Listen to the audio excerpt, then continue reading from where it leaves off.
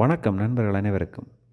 இன்றைய தினம் யானைகள் சில வந்து ஜேபுரம் பகுதியில் உள்ள வயல்களை சேதமாக்கியதுடன் அப்பகுதியில் அதிகமான நீர் பாயும் இடத்தினால் காட்டுக்குள் செல்லும் யானையின் வீடியோ ஒன்றை பதிவிடுகிறேன். இந்த வீடியோ பிடித்தவங்க சப்ஸ்கிரைப் பண்ணிவிடுங்க.